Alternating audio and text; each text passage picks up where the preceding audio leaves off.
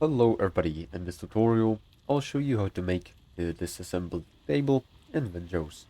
This is especially useful if you have any old clothes or weapons or tools that you want to get rid of but you don't want to throw them on the ground. So, to make the disassembly table, you'll need firstly to discover copper ores and make some copper ingots inside of the smelting furnace from the copper ores and charcoal.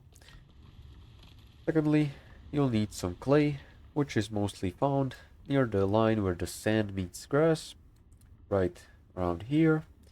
If you go around a island, you should find it almost instantly. And the last thing you'll need is then wood. Now, we can go ahead to the building panel, crafting and utilities, and in the utilities tab, here you'll see the disassembly table.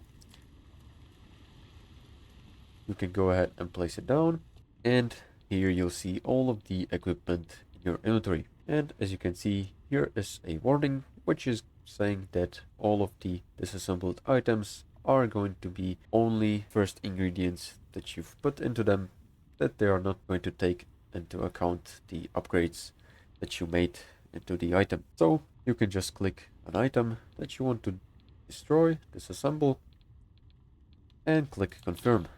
This is going to give you the materials, which you can then take, and it's all done.